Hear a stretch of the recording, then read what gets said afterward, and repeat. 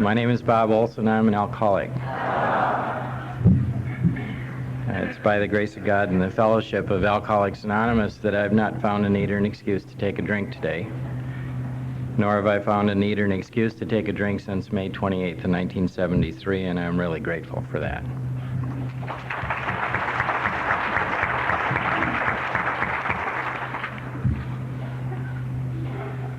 About 3 weeks ago, Jack J. called me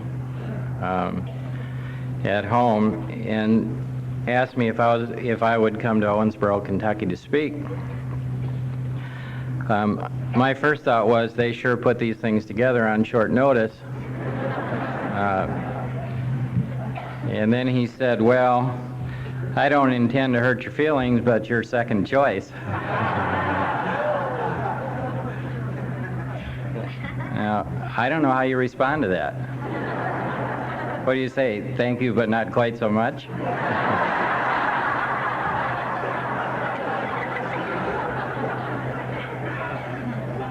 I'm delighted to be here. I really am. I need to be here. And I've had a great time. I was fortunate enough to get here on Friday afternoon, so I've enjoyed the whole conference and all the speakers, and I've really had a great time. It's been quite an adventure getting here.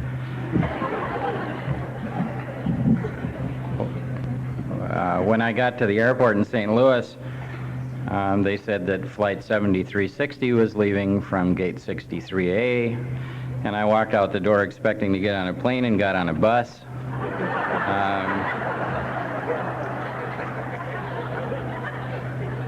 They drove us out to this little tiny airplane that they said was going to Evansville, and then it was too late to back out. It's really been a lot of fun since I've been here. I've gotten a lot of rest, and it's been a relaxing time, but still an adventure. Jim took me out yesterday on a tour of Owensboro, and I saw all the beautiful houses over on the Azalea Trail, and then he said he wanted me to try some of the local food, and took me to a restaurant, and I said, great, what are we going to eat? And he says, we're going to start with burgoo, and then we're going to have a sliced mutton plate. Now that may be really good news to you.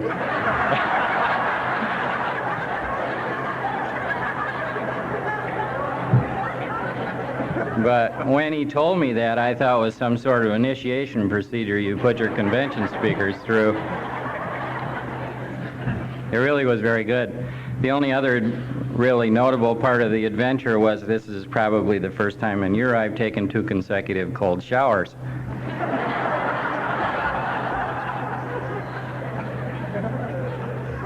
I don't mind that. The worst part about that's when the water just stops completely when you're all lathered up.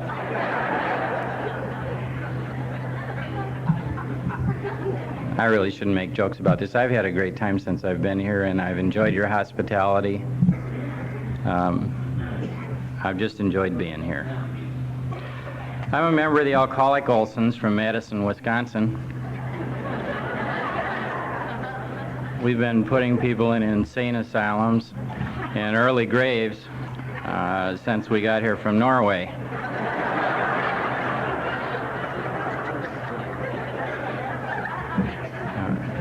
The last one was my dad. His name is Bob Olson, too. He lives in a place in King, Wisconsin that's an army home. He's paralyzed, he can't speak, and that's a direct result of his alcoholism. When I was a kid, they always compared me to him. The way they compared me to him is you're going to be a bum just like your old man. I learned about the insanity of alcohol pretty early. My dad was married 9 times. You know, women were just crazy about him till they got him home.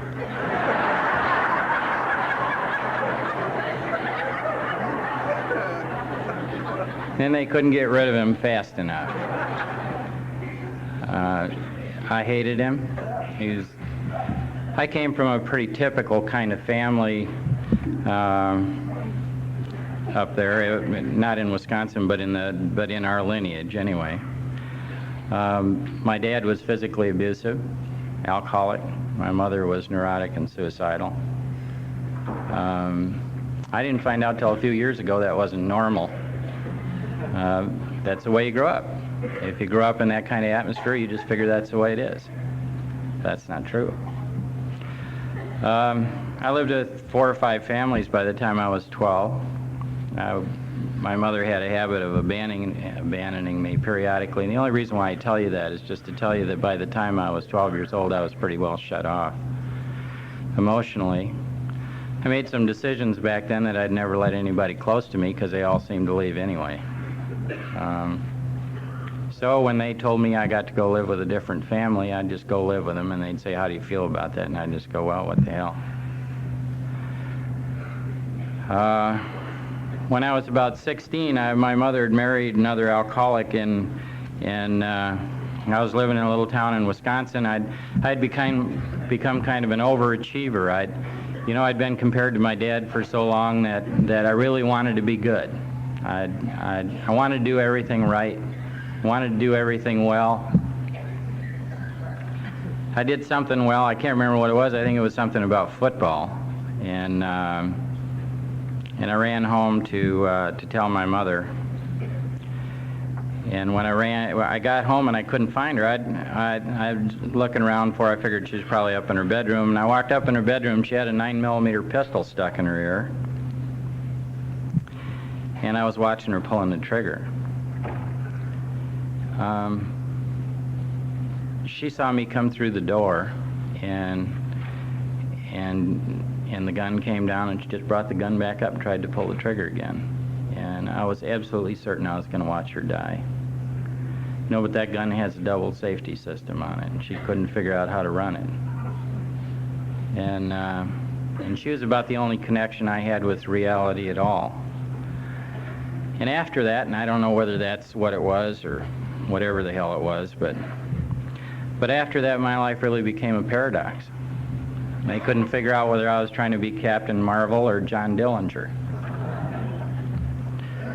When I was 17, I was vice president of the student body. I was head of the Citizenship Club. I was president of the Luther League. I started junior achievement in my hometown. I ran a gambling operation at a racetrack. And I was arrested for assault with a deadly weapon and sentenced to 2 years in the Green Bay State Reformatory, which I didn't have to serve. I went off and thought I could straighten out my life by joining the Navy. The law also thought I could straighten out my life by joining the Navy. And I spent 4 years there without anything real serious happening. Got out, went to the University of Wisconsin. I was in the top 3% at the University of Wisconsin scholastically. And every time I'd get so wound up emotionally that I'd go there and say, I'm going to leave. And they were trying to get me to go to medical school. And I was absolutely convinced I was crazy. And I didn't know what the solution was. But the funny thing, I don't know what happens when you become an alcoholic either. But I know that I had something simmering in me, and when I poured alcohol in me, it lit the fuse. And I got crazier than hell, and nobody wanted to be around me. When they used to describe my dad, they said, and I never knew him that way because I was too young, and he split when I was less than a year old. And the only time I ever saw him, he'd just come around and beat the hell out of me and leave again. But I met some people that knew him when he was younger. And they said, your dad was one of the nicest guys you'd ever meet until he drank. And I have the same problem. When I put alcohol in my system, I become mean and abusive and nasty. And I do that to all the people that are closest to me. I have a radical personality change when I drink, and I've always had it. When I got out of the Navy, I went to school for a while, and finally had to leave there because I couldn't stand it. I'd get in a class, and I'd get so full of anxiety that when they called roll, when they got around to the O's, I was so damn scared I couldn't even raise my hand. some girl came up to me and asked me about having lunch or something like that, I would get so nervous I'd almost faint. I was scared half to death. And so I left there, and I thought I'd get a job that could straighten out some of the kinks in my personality, so I got a job as a bill collector. When I started as a bill collector, I weighed 175 pounds, and I had decided that the proper way to do that was to be a diplomat.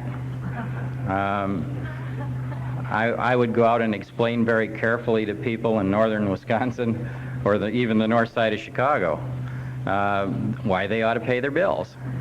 And they thought that was funnier than hell.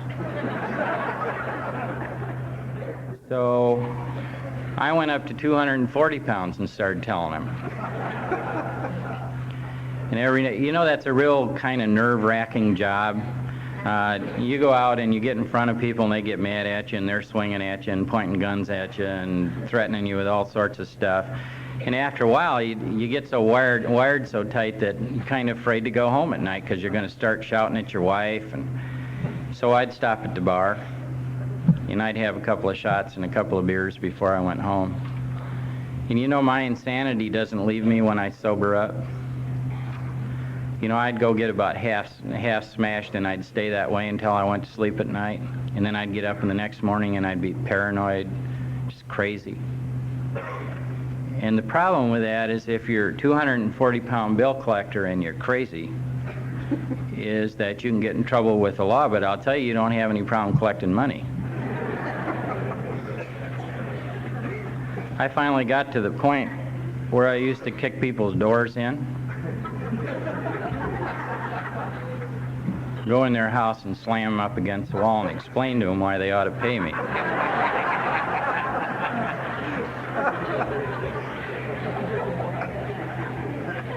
Now, contrary to the consumer protection laws, that's a very efficient way to collect money.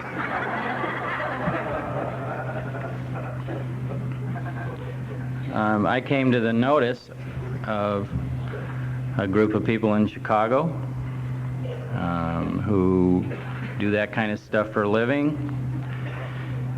And a friend of mine, my best friend in high school, came to ask me if I would be willing to go to work at this racetrack. There was a syndicate-run racetrack in Chicago. He had become very successful, too. He was a pimp in Chicago.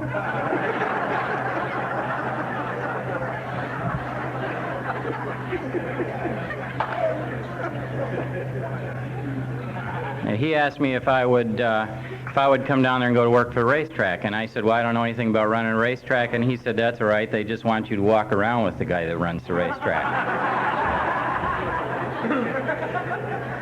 And I said, why would they want me to do that? And he said, because you're crazy, Bob. You walk around there with a gun in your hand, and they tell you to point at somebody and shoot, and you'd probably do it. That's kind of funny, but that's not very funny. Because it just verifies the fact that I not only thought I was crazy, but everybody else did too. At the same time, I was president of the JCs.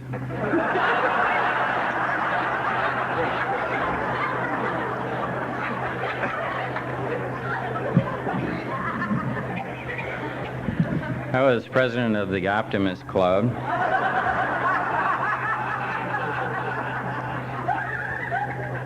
I was voted one of the outstanding young men in the community,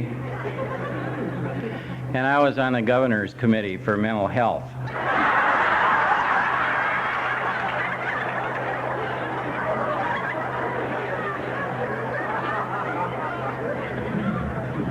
Got so bad I had to leave that job. You do that about 5 years and your guts just don't ever come back together. And I went off and joined a paper company. They really liked me because I was active in the community, and I became a salesman, and I went right up the corporate ladder. I was extremely successful.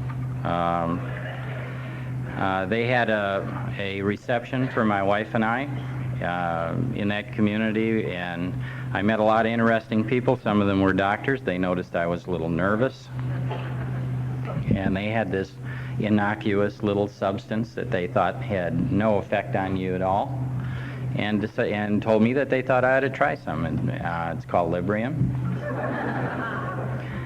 And for the next 7 years, I took 30 to 50 milligrams of Librium every morning because I didn't have to go on DTs. That was pretty neat. You know, you get up in the morning, you swallow a bunch of this junk, and you don't go in DTs until about 3 o'clock.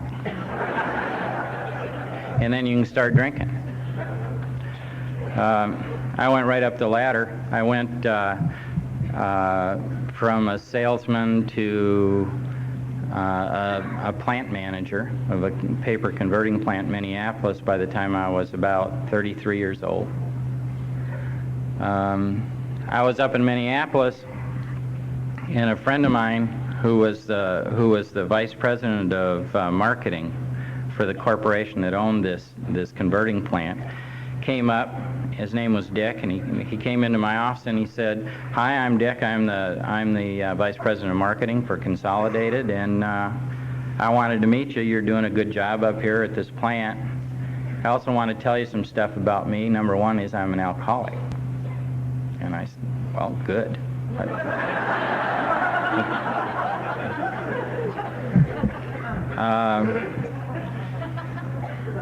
And we got to know each other pretty well, and he said to me one day, he said, "You do drink a lot, don't you?" And I said, "Yeah." And he said, "Well, thank God you don't take pills." Right? And I said, "Like these?" And he said, that stuff will wipe you out. That stuff will kill you." And he kind of scared me. Actually, Dick had a slip not too long after that, and I went over to see him at St. Mary's Hospital there. And he had the director of the alcoholism unit talk to me, and he scared the hell out of me, so I quit taking pills for a while. One morning, it was on a Saturday morning, I got up and I was going to go out and get the paper or something, I don't know, and I got to the door, and it felt like somebody reached inside of my chest and just started twisting everything. And my knees got weak, and I started breaking into a sweat. I was absolutely certain I was having a heart attack. And I went over and I sat down and promptly forgot it. Got up and went out to look at something else. The same thing happened again. I have to tell you in fairness that we sort of wear out our wives. And I went to my wife and I said, "I think I'm having a heart attack. Will you drive me to the hospital?" And she said, "No."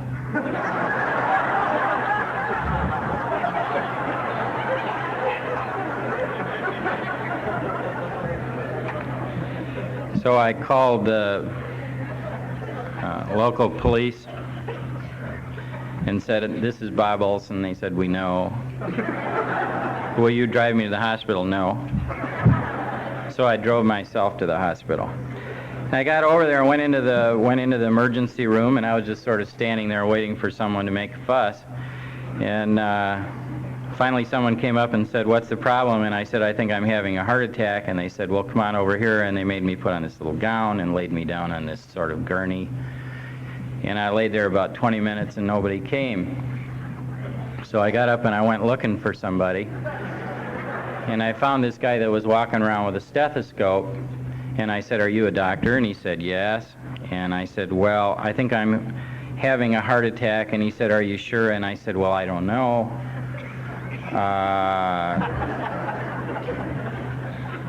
I could be having a heart attack, or I could be having a nervous breakdown, or I could be suffering from alcohol withdrawal." And he said, "Well, if you're suffering from a nervous breakdown or alcohol withdrawal, we're going to have to put you in the psychiatric ward." And I said, "Well, then I'm having a heart attack."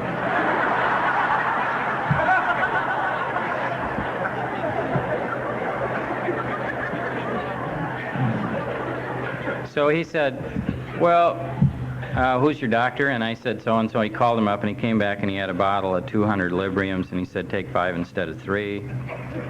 And away I went. You know, the only reason why I'm telling you all this stuff is just so you and I both know I'm an alcoholic. Because I didn't come here to tell you drunk stories. I came here to talk about recovery, and that's all I really have to share with you. In May of 1973, I had moved back to Wisconsin. I had tried going to AA. In fact, I had tried going to AA since 1968. It's my experience that if you're high on drugs or high on alcohol, that AA doesn't work for you.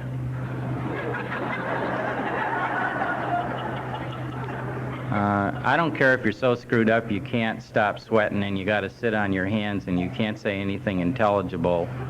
AA will work for you if you get that crap out of your system. But I never did that. I always went to AA meetings about half-whacked and most of the time drunk. And I'd go in there and people would stroke me and tell me I was going to be all right and keep coming back, and things like that don't work for me. I don't think I'm an odd breed of cat either. You know, I see people coming into AA and they feel so bad and they're turned so inward and they're just sort of huddled there waiting for somebody to stroke them, and I think it's a mistake to stroke them most of the time because they won't hear you. You know, sometimes I think you got to go up and shout in their ear. Sometimes you got to say something real crude like, why don't you pull your head out of your ass?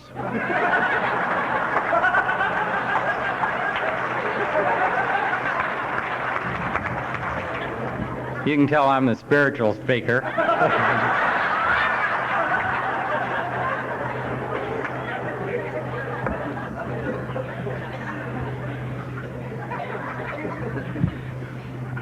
I tried to go to AA. It didn't work for me. It didn't work for me because I didn't let it. I had gone to the point that there was this old Irishman there at this meeting in Fond du Lac, Wisconsin, and he said, you need a sponsor, and I'll be your sponsor till you find somebody you like. And I said, great. And he'd take me out on 12-step calls with him. I managed to stay sober 2 or 3 days at a time during that period. And he did everything he could do for me, and I just did. You know, one day I sat down, I got myself a fifth of gin and a little vermouth, and I thought I'd be real uppity and have a martini, and I had a couple of them and called him, and I said, Leo, I don't think I'm an alcoholic. I think it was a mistake, but I appreciate all your help, and I just wanted to call you and tell you that. And his only comment to me was, I think we'll see you again. Sometime on May 28th of 73 or before that, because I don't remember. I get a kick out of these people that say, if you can't remember your last drunk, you haven't had it. Bullshit. How am I going to remember it? I was in a 3-day blackout.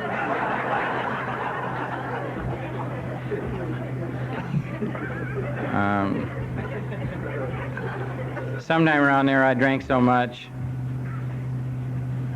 You know, I drank so much and I took so many pills, and I don't know what the hell happened, but I was on the floor of an empty house. My wife had gone.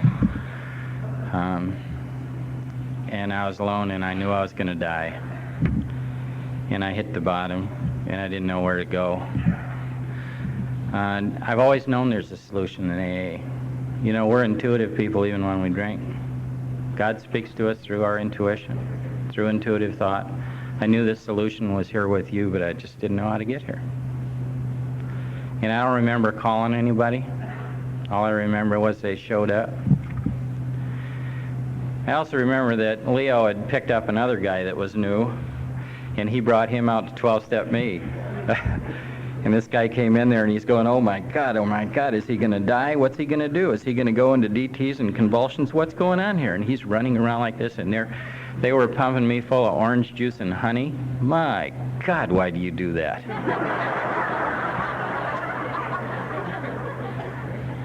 And they took me over to this priest that was running a halfway house. And they sat me down in front of this guy, and he asked me a couple of questions. He said, are you through? And I said, yeah. If there's any way to do this, I'm through. And he said, are you an alcoholic? Yeah, I am. Well, you want to do something about it? Yeah. What are you willing to do? Anything if I can live. Anything. Well, you willing to believe in God? I don't know.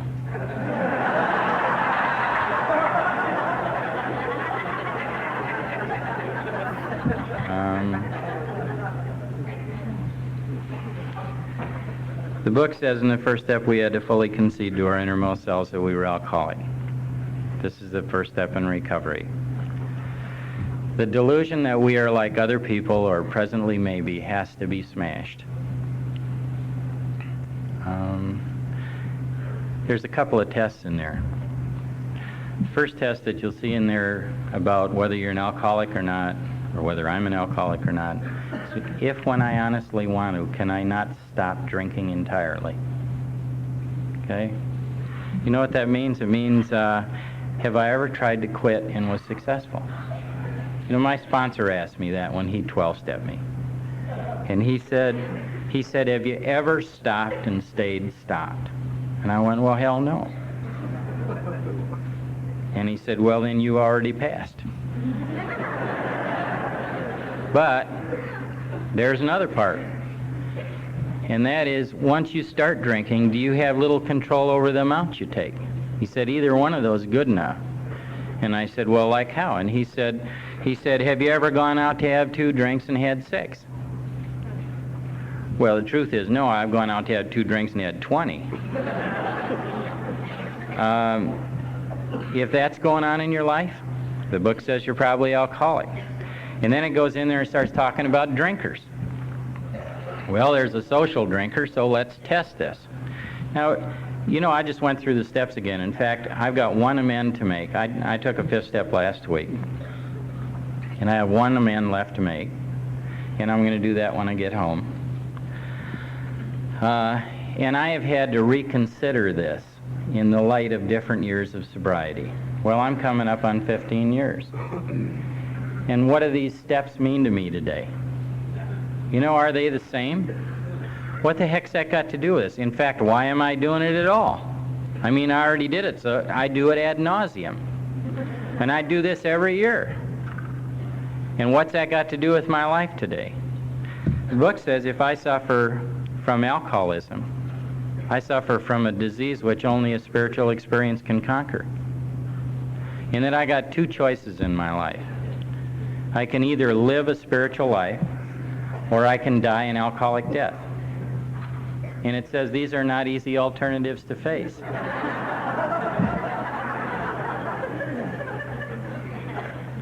Well, you know, to any sane, rational person, they're an easy alternative to face.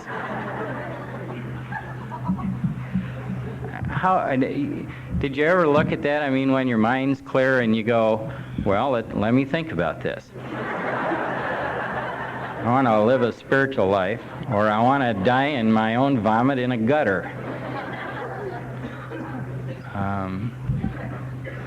So I was looking at it, and I looked at the different forms of drinkers. And it says, well, there's a social drinker, you know, and that's the person that has a couple of drinks and goes home. And I've never been that. And then there is a certain type of hard drinker. And those people, it's interesting, certain types of hard drinkers, they drink a lot of booze. 5th a day, get in a lot of trouble, get divorced, get fired, get sick, get all kinds of stuff. Wind up in treatment centers and hospitals. But the differentiation between a heavy drinker and an alcoholic is that at some point an alcoholic loses all control. Well, I have to ask myself, with almost 15 years of sobriety, have I ever drank successfully?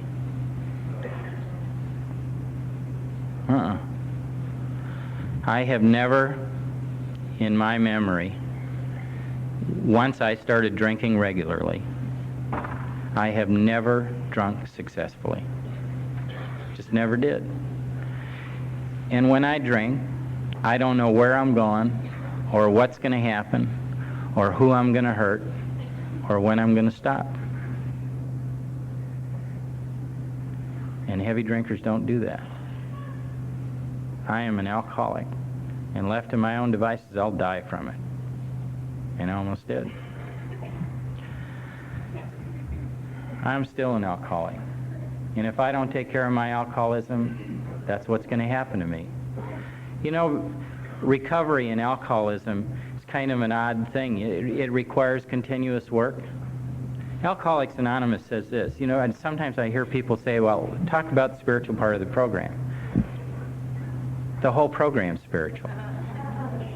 This is about getting close to God to recover from alcoholism. And if you think it's something else, they've been lying to you. This is about having God solve our problems. It's an interesting thing. When they started explaining the second step to me, first thing they started talking about was power. You know, that's the first thing that when you get in the second step, it says lack of power. That's our dilemma. And how are we supposed to find this power? Well, that's what the book's about, helping us find a power that can change our lives. Before I even started doing this, I should tell you that my sponsor sat down and he said, I want you to read this book word for word, and we're going to start at the forward to the first edition. And I want you to read what it says in italics to show other alcoholics precisely how we have recovered is the purpose of this book. Well, that's kind of strange. Precisely how we recovered? You mean there's a direction in there that is precise that I can follow to recover from alcoholism? Yeah. And my sponsor said, yes, there is, and I can show you precisely how to recover. Does that sound like a real lofty sort of spiritual position to you? It did to me. It's not. That book shows us precisely how to recover. There are no jokes in that book. We got into the second step, started talking about power. Lack of power is our dilemma. And since then, I've had a lot of chances to look at what the book says about power. It says lack of power is our dilemma. It says that the book's about finding power. And then when you get into the second step and you make your decisions about God, it says we felt a new power flowing in. And then it talks about people with power, peace, and a sense of direction. And then it talks about what the power is, that power which is God. And then it talks about what to do with it. It talks about people laughing at inappropriate places and meetings and having a good time and doing stuff like that. And it says, why shouldn't we? We have recovered, and we've been given the power to help others. I honestly don't believe there's a place in that book anywhere that says I have the power to help myself. Okay?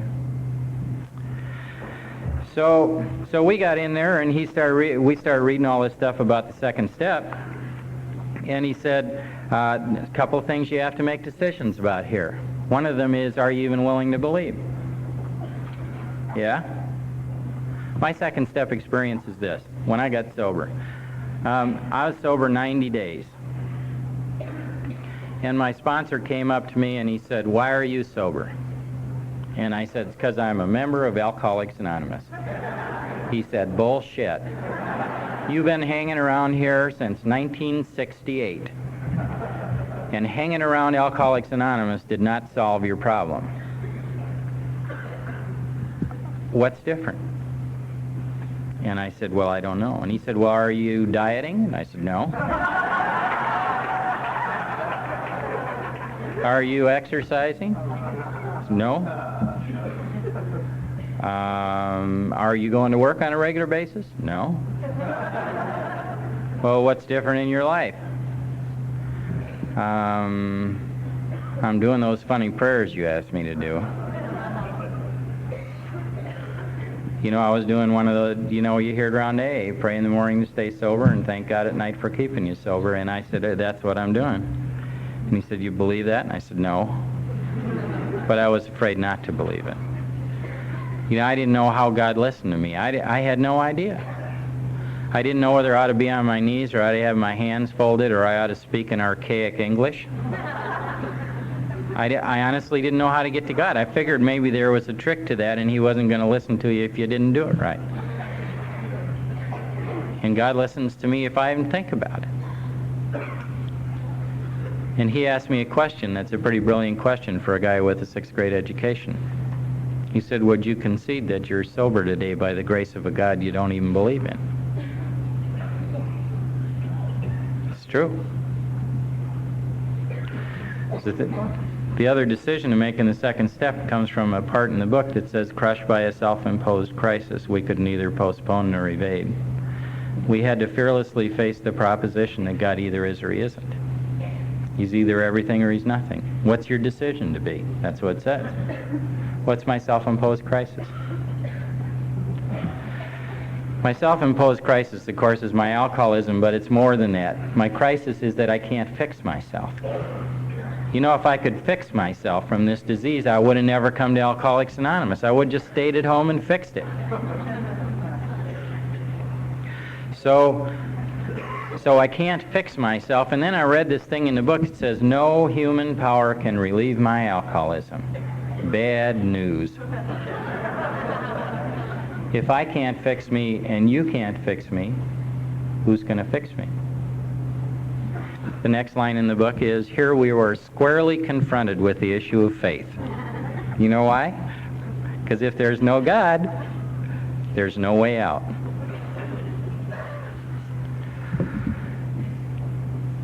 Not too long ago, I was going back through the steps, and I looked at it, and I was in the second step, and my life wasn't going real well. It was like I was running in molasses. And I don't know whether you've ever had that experience sober. But my life wouldn't come together. Just didn't flow like it normally does. I was having a lot of trouble, and I was looking in the book for the solution. And I was reading in the second step, and it started talking about people that make heavy going out of life. And on the next page, it started talking about people who were having trouble with personal relationships. People that couldn't control their emotional natures. People that were prey to misery and depression. People who were unhappy, who had a sense of uselessness, who didn't seem to have the power to help others. And I'm going, why are they describing me in this book?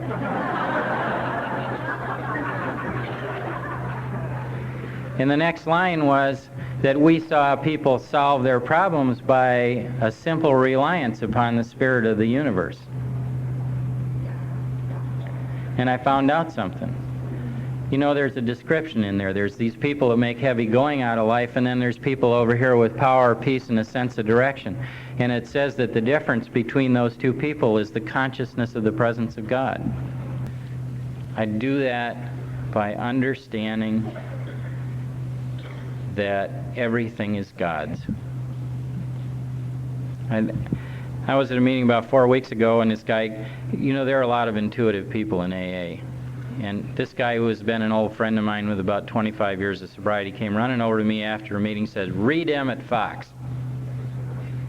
And I'm looking at him like, what does that mean? And I went and I bought a book by Emmett Fox, and I found out the difference between ownership and stewardship.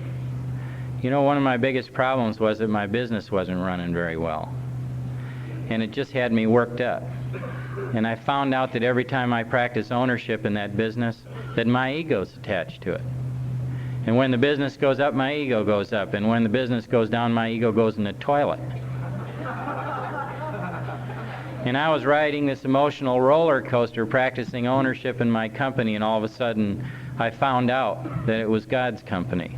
So I went home that night and told my wife, I hope God's got his stuff together, because that business is in a lot of trouble.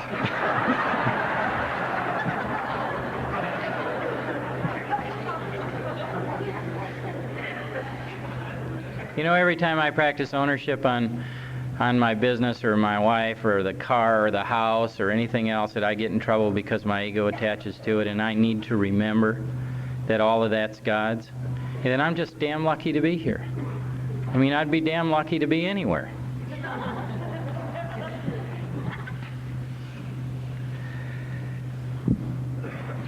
When I took my third step with my sponsor, he sat down and he read that part in front of it that says, selfishness, self-centeredness, that we think is the root of our problem. Alcoholism, the real root of alcoholism isn't sucking on a bottle. The root of alcoholism is selfishness and self-centeredness, and all those manifestations of self that had defeated us. And if we don't address those in Alcoholics Anonymous, we're never going to get well. The book talks about looking at selfishness, dishonesty, resentment, and fear. And if we don't take the time to look at those through inventories and 10 steps and things like that, we don't recover from alcoholism. We just walk around with a bad case of untreated alcoholism, and that's real insanity. He sat down and read the prayer to me in the third step. God, I offer myself to thee to build with me and to do with me as thou wilt. He said, I want you to consider this. You're going to offer yourself to God, and you're going to say, I don't care what you do with me. You can kill me. You can take away my children. You can send me to China. You can give me AIDS. You can make me successful in my own right, in my own terms. You can do anything for me that you want. You can do anything to me that you want. I am willing at this point to let you do anything to me, because my very best efforts brought me to the front door of Alcoholics Anonymous.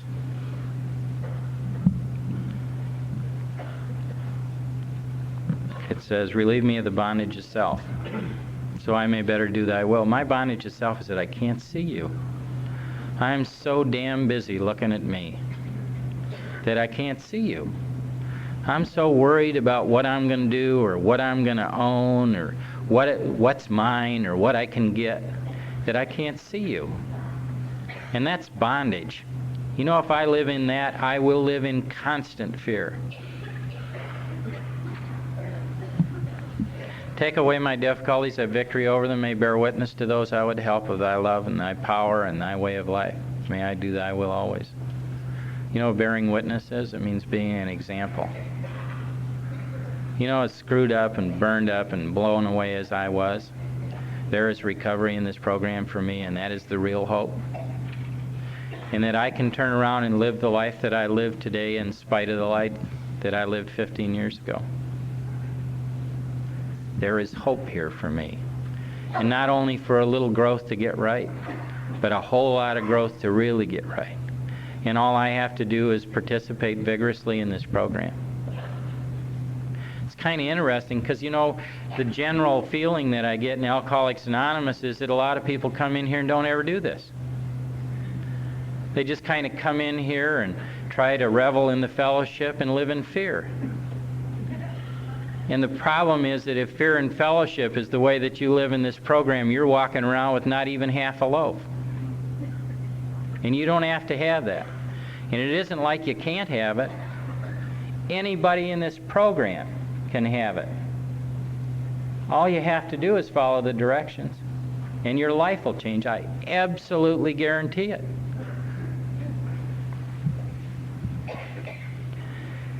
He read me the part in the book that says, we thought well before making this decision, knowing that we could at last abandon ourselves utterly to Him. Well, abandon's a strong word for me. I spent 4 years in the Navy, and I know that when you abandon self, it's like abandoning ship. You get out of your selfishness and you get away from it. And he said, now I want you to think about this, and I don't want to scare you with this, and I don't want to sound like I'm some sort of mystic, but I guarantee you that if you make this decision with me, your life is going to change. I sponsored a guy once that I went through this. You know, I sponsor like I was sponsored. And I said, make damn sure that you want to make this decision before you do it, because your life will change. And I'm going to give you a week to think about it. And I want you to come back next Tuesday night, and if you're ready to make this decision, we're going to get on our knees and hold hands, and you're going to say the third step prayer, and you're going to mean it. And if you don't want to do that, please don't do it. Because if you do that and you stop, I think your life's going to turn upside down, and I don't want to see that happen to you again. I don't think you want it to either. Maybe you can just slide through this program without doing this stuff. And that guy came back in a week, and he was terrified. And I asked him why. And he said, because there's no way for me to survive this. I didn't know what he was talking about. And he said, well, If I don't do this, I'm going to die from my alcoholism. And if I do this, the person that I am today will leave, and I will be someone else. And it scares me. I don't know who I'm going to be. And he did it anyway. And I did it anyway. Funny thing about that, I'm sitting out there agonizing about whether I can give God that kind of power.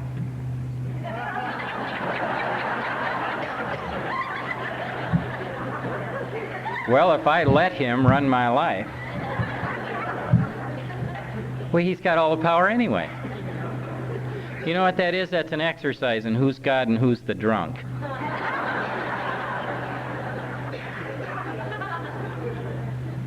We did the third step prayer.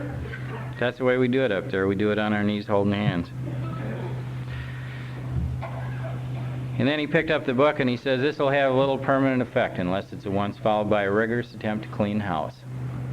He said, I don't know what that means to you, but what it means to me is that if you don't start writing inventory, this thing's going to wear off. You know, I was kind of hoping I'd take 2 weeks. I thought maybe I'd go to Mexico or something. But there's a curious thing about the Big Book. There is not one place in the Big Book that says, now take 3 weeks off and rest up, because that was really a tough step.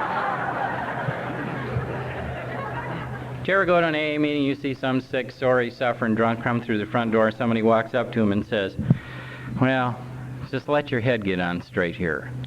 Just here, have a cup of coffee and a couple of cookies and rest up, and when you feel better, we'll take a look at these steps. Okay? Here's the strongest statement in the Big Book. With all the earnestness at our command, we beg of you to be fearless and thorough from the very start. Does that sound like take 3 weeks off?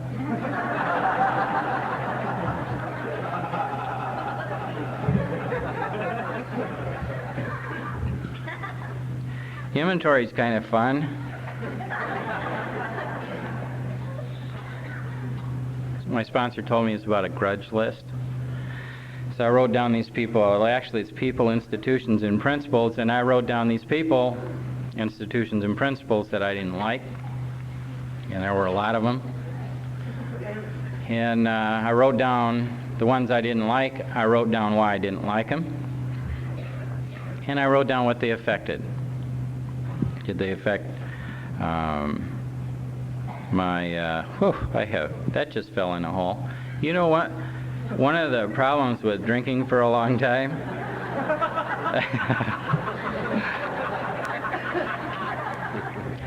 is that there's I got a mind like a piece of Swiss cheese. There's like a black hole in there. And sometimes things fall in there and they never come out again.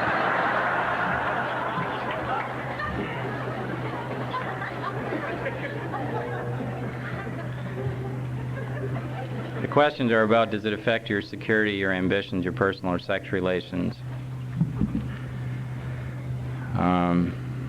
Ask you about fear and pocketbook. And I wrote all that down.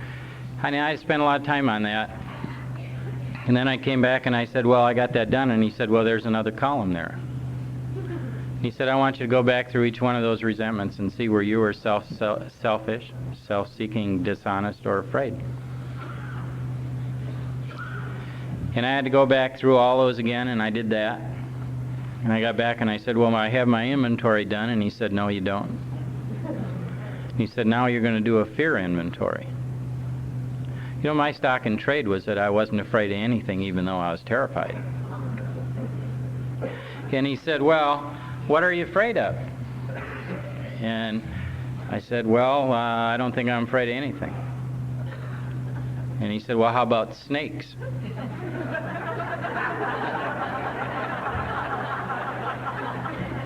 I said, what kind of snakes?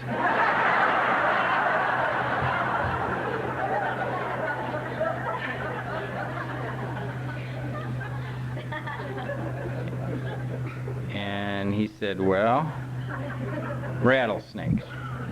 And I said, well, I wouldn't want to be in a closet with one. And he said, write down snakes. I said, how about spiders? I said, like black widow spiders? And he said, yeah. And I said, okay. So write down spiders. He said, how about women? And I said, well, I've always been a little afraid of women. He said, well, write down women. How about small children? And I said, I'm afraid to hold babies, you know. I think I'm going to squeeze them or drop them. They just all look so damn fragile. I'm afraid to hold one. And he goes, well, write down babies. He said, how about failure? And I said, well, I've been always afraid that I would be a failure because I've been compared to my dad for so many years that I'm afraid I'm going to wind up just like him. He said, write down failure. Well, how about inadequacy?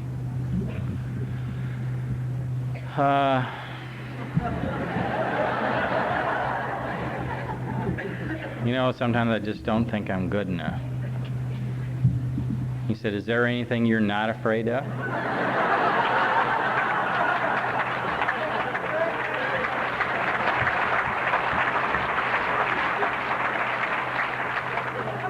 Well, I don't think so. The book has an interesting question there. The question is, wasn't it because self-reliance failed us? And the point of that is this. If I am standing without God, do I have any reason to be afraid of those things that showed up in my fear inventory? Yeah, I have a reason to be afraid of all of them. But if I am standing in God's presence, do I have any reason to be afraid of anything? And the answer is no. There's no reason. If I am in God's presence, the only thing that can touch me is what God wants me to be touched by. There's another, the last part of the inventory process is sort of euphemistically called a sex inventory, but it's about relationships. It has to do with, were you selfish or self-seeking in the relationship, and your relationship with usually, people of the opposite sex. And I mean, for me, it would have been women, I guess. I mean, I think it'd have to be. Yes.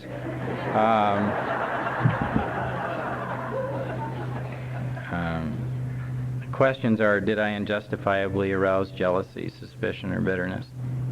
You know, every relationship I ever had, it was just like, how could I use you? And if jealousy, suspicion, or bitterness were issues that I could use for leverage, I'd use them.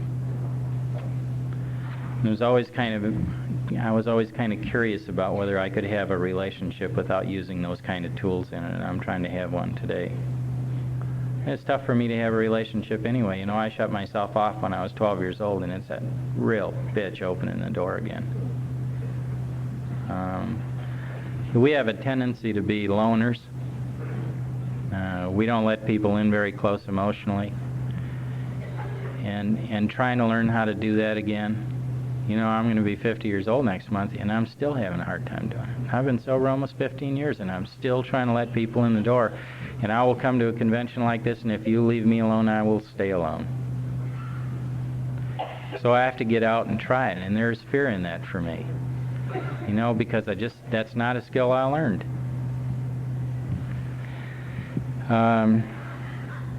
When I wrote all that stuff down, my sponsor said, there's probably something that isn't covered in there. I'll just call it take it to the grave stuff. Usually about sex. And he said, just write that stuff down. I suggest you do it first so you can get it out of the way. And so I wrote this inventory. My sponsor is a really neat guy. In fact, he's a trustee at large for AA. His name's Don Pease from Denver. And Don's the only guy I'd ever let in. And I just loved the guy. You know, he was the guy I got on my knees and said the third step with. He was the guy that really kind of led me through this program. He was the guy that found me the spiritual health that I find in this program. And he sat down, he showed me how to do it precisely, showed me how to read the book, showed me where all the directions are, and I really owe him a great deal. And I had to go over there and I had to show him every dirty, rotten little thing I ever did in my life, and I was afraid that if I showed him that he wouldn't like me. And I'll tell you how much I want to get sober and I want to grow spiritually in this program. I did it anyway. You know, after you're sober a couple of years, there's a word that comes up pretty regularly for us. The word is risk. Are you willing to walk through your fear? And how willing are you? Willingness is a curious commodity. When I'm looking for willingness, or I'm asking God for willingness, what I'm asking him for is way too much. I want all there is. And the amount of willingness that I get is just enough. It's just enough to get there. It's just enough to get one foot in front of the other. And that's the way it is. And you know, just getting one foot in front of the other's kept me sober almost 15 years. So I went over and I sat down and I fist-stepped with him. And when I was done, he got up, he came across the room and he threw his arms around me and he said, "I really love you. And I am so delighted that you're doing the work of this program." And I found out a couple of things. I found out that as bad as I am, as nasty and profane and all those things about me, as bad as I am, there was someone in this program that was willing to accept me as I was. Not that I'm going to stay this way, because I'm trying to get better. And I found out that I didn't have to hold up anything in front of you so you couldn't see me. You know, it takes so much less energy just to get up here and be yourself.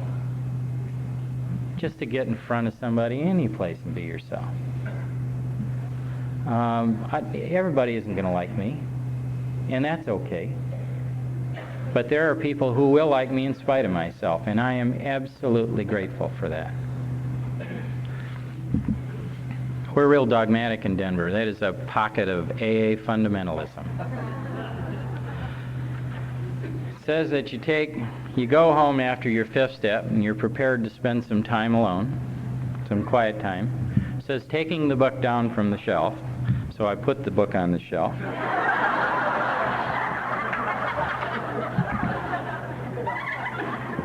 Took it down and considered the first 5 proposals. Asked me if I was trying to make mortar without sand. Was my work solid so far? Yeah, it was. It was. It asked me if I had the willingness to be rid of those things that kept me from the sunlight of the Spirit. Yeah. It's like old toys, you know. Well, you know, being that way is kind of part of my personality. I don't really want to let it go because then I'm just going to be flat. Like hell. And then it asked, then there's the 7-step prayer, the one that goes, "God, I'm now ready that you have all of me, good and bad." And I got down and said that. And I was in a position in my life where I was ready to have God remove anything he wanted to remove, including my life. Because I just don't want to live that way anymore. And then I made this list. It says, made a list of all the persons we had harmed and became willing to make amends to them all. And the next line in the book is, we did it when we took inventory. You know, I think it's real cute to write Hazelden guides. And I think it's real cute to write everybody else's guide. But when you do that, you wind up without an amends list. And if you write an inventory like it is in the big book, you wind up with an amends list. Sometimes you have to add a couple names to it. And I'll tell you, what we do out there is we write this amends list, but we just don't write all these people we did that we harmed. We write down what the harm is. Because when I go make amends, I better know what I'm there for. I mean, it's tough enough to go to somebody with your hat in your hand, for God's sake.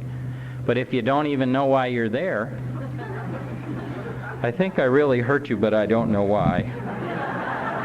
I don't even know who you are.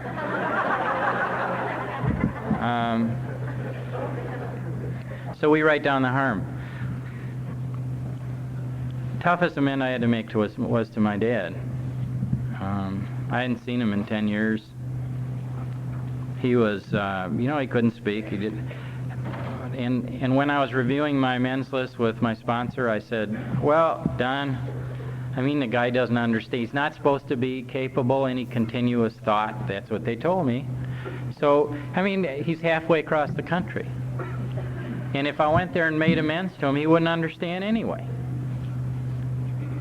And Don said, well, Bob, you'd weasel out of this just like you tried to weasel out of everything else. So what you need to do is you need to go to Wisconsin and make amends to your dad. This book talks about cleaning off our side of the street. Doesn't talk about cleaning off their side of the street. Their side of the street's their business.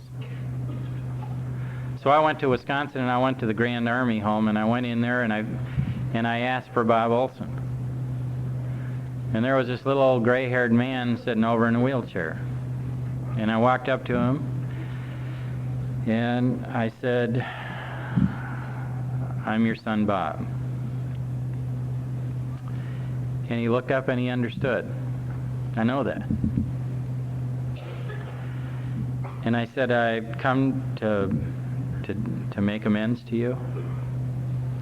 I need to talk to you. And we kind of went off in a corner there. And I said, I'm an alcoholic. And he became very sad. He'd been an alcoholic his whole life. He knew about it. The only reason why he wasn't drinking there was because he couldn't get out of his wheelchair. And I said, I've found recovery. And part of my recovery is to come here and make amends to you. I've harmed you. And the way that I've harmed you is that I have held you at arm's length my whole life. I didn't like your alcoholism. I didn't understand it. I didn't understand you had to do the stuff you did. And I didn't understand it until it was our alcoholism. And I regret having done that. And I am willing to do anything that is necessary to balance the books.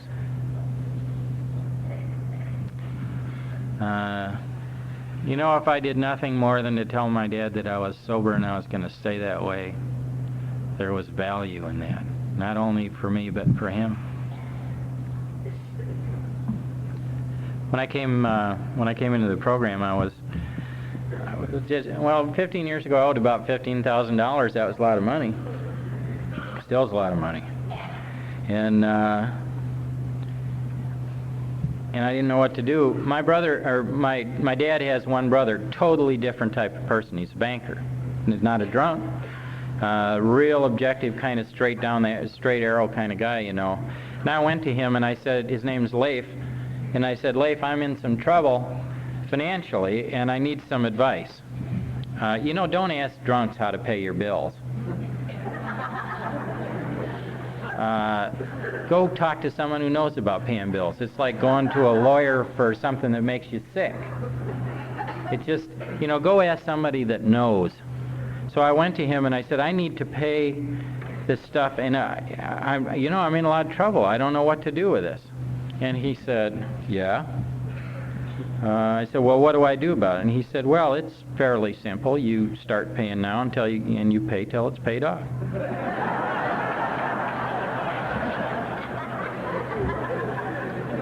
It's a lot like AA. Do you have another solution?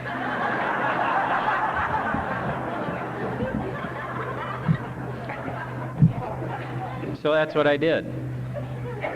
I started paying then, and it was like 30% of my paycheck.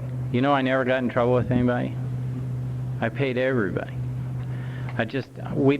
My wife and kids and I lived on real bare-bone necessities for like 2.5 years, and I paid all this stuff as quickly as I could.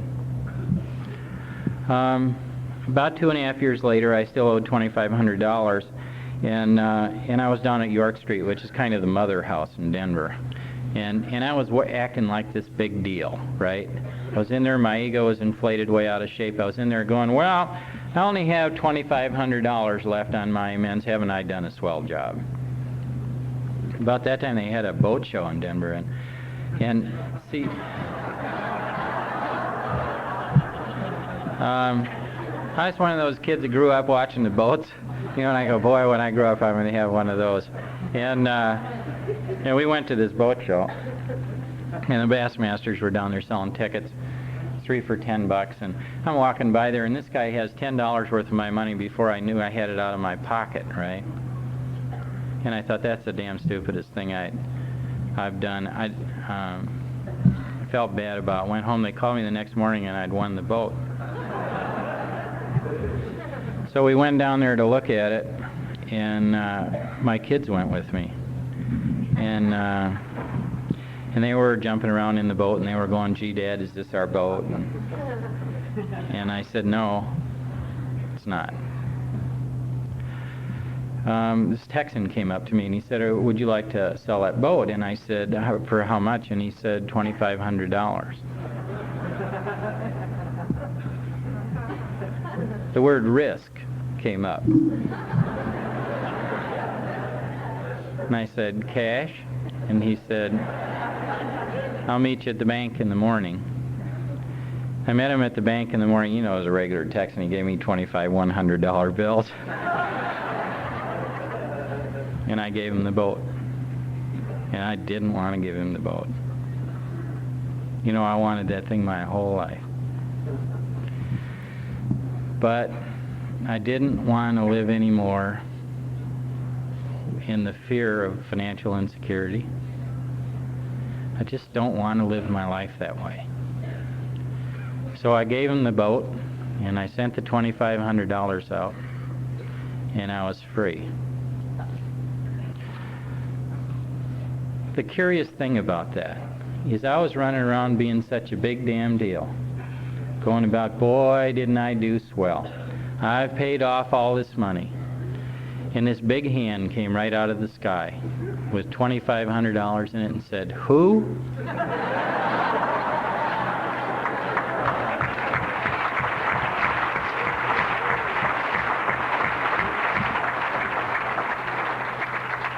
You know, God will work in your life that way too if you're willing to risk.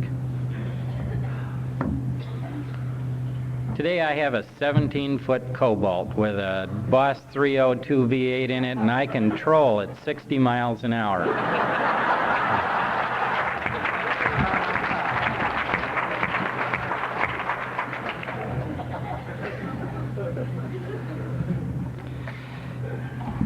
You know, the steps, you see the steps on the wall meetings, and the steps are up there, and one of our problems is that we have an inclination to agree with the steps and not find the instructions.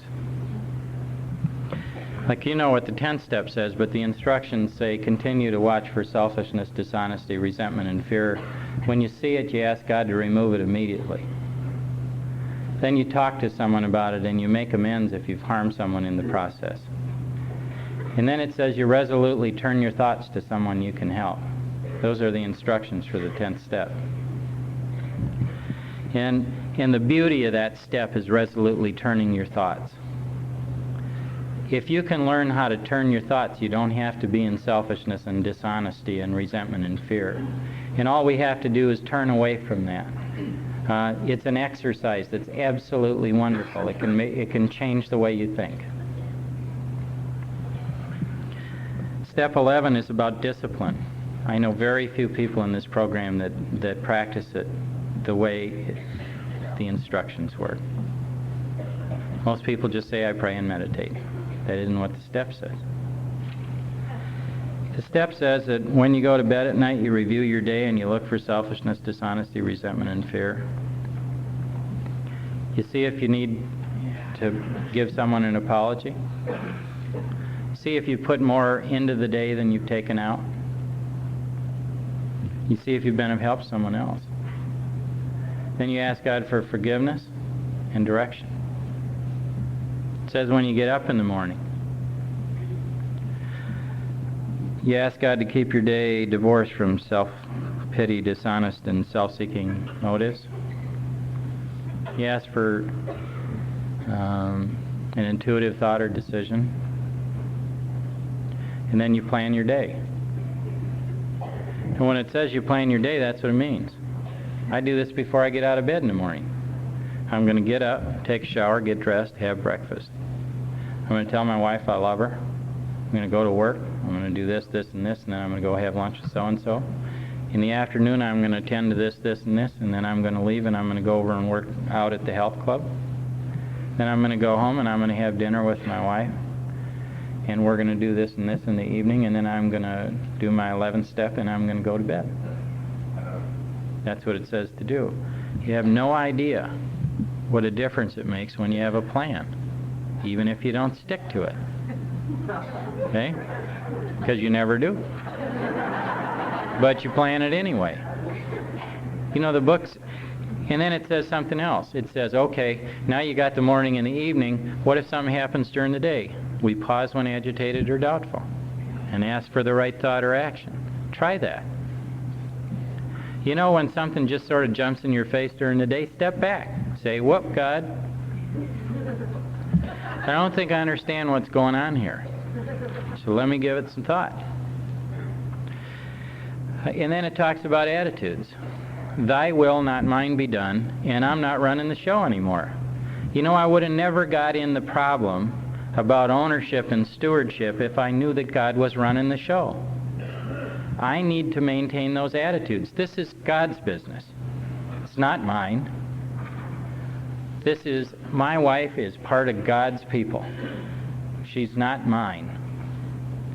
That car's something God made. I don't know. You know, it's fun, but it isn't mine. And I'm not running this show. Before I get up here to talk, say, God, please make me an instrument of thy will, even if it makes me look like a fool.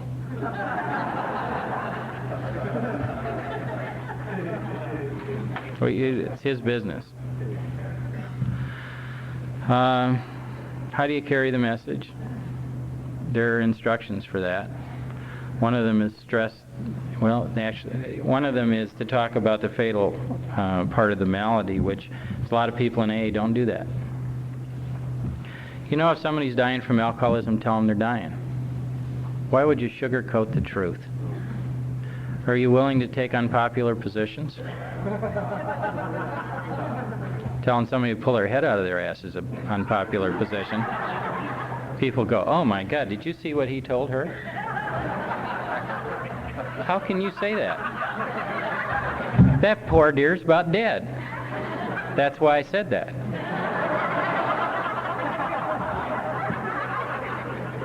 I remember a woman that came in the meeting, and she was poor, huddled, pitiful thing. Sitting there, and people are going, that's all right, Mary, you'll be just fine. Right? She's 2 steps away from the grave. You'll be just fine, honey. You'll be just fine. She's sitting there going, oh my God. And they called on me in the meeting, and I said, hey, and you over there, the burned out lady.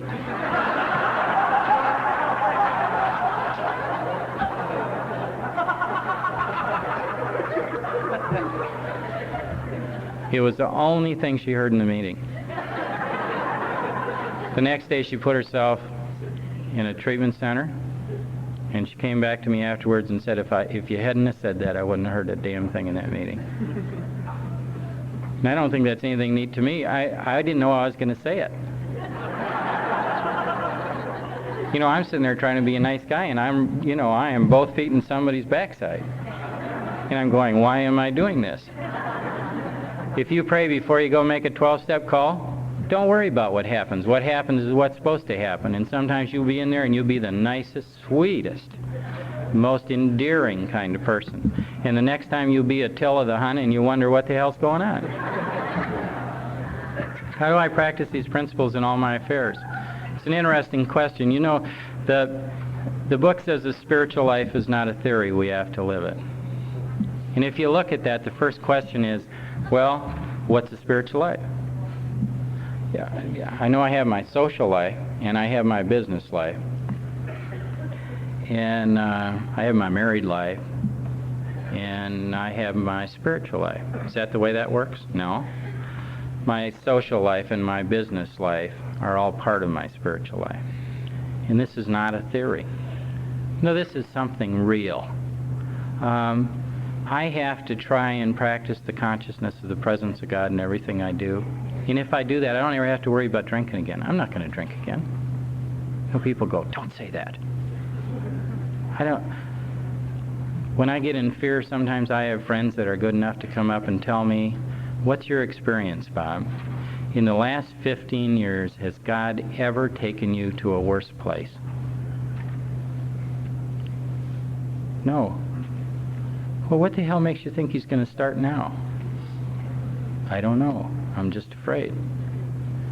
My God is a loving, caring, tender, wonderful part of my life. You know that my life today is exactly the way I want it to be. If I had a choice today, I would be married to the woman I'm married to. I would live in the house I live in. I would have the unmanageable business that I have. We're having a disorderly transition to God at this point. I just got down on my desk and said, God, this is your business. Thank you very much. You know, my life's the way I want it to be. Gosh, I have a fun car that I just love to drive in the mountains of Colorado. My life's the way I want it to be. And see, the real message that I have for you is that this program is about finding God. And that God's not vindictive. God will help you change your life. And all you have to do is be willing to do it. Be willing to participate vigorously in the spiritual principles, the steps of this program. And I will absolutely guarantee you unequivocally that your life will change. Thank you.